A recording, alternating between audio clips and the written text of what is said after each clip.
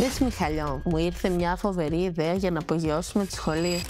Ήταν η ιδέα σου θε πάλι. Κοίτα, να φέρουμε μία φορά την εβδομάδα ζούμπα στη σχολή. Θα γίνει χαμός, θα έρθουν όλες οι μαμάδες. Πείτε φρύσου θα κάνω ζεχάνα. Για το χορεύουν να ξεχαρβαλωμένες. Είναι ζούμπα σου λέω. Γυμναστική, κέφι, χορός, είναι νέα μόδα. Ωραία, Θεέ μου. Ρετσά, άκουσα με λίγο. Αυτή η σχολή είναι αορίτες. Τη φτιάξαμε για να δείξουμε στον κοπελιό την ψυχή της Κρήτης. Και όλοι να κουνούμε τις υποπού μας σαν να είμαστε στο καραβάνι του Ρίου.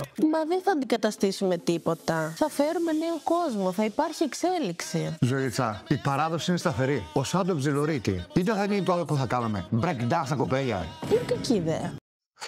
Ω Θεέ μου, νταγρικό πάλι. Έλα δέσποινα, είδα 20 μαμάδες. Ενδιαφέρονται για το τμήμα. Είδα και για τσάντραν ρε. Άμα το πω θα του Μιχάλη, κλείσε. Τα πούμε μετά. Μπρες καμάρι μου, είδες 20 μαμάδες ενδιαφέρονται ήδη. Εντάξει, έκαμε μπλάκα εδώ, έκαμε στο χαβαλέ σου. Επί νέα ορίτες. Κάνουμε μόνο παραδοσιακά.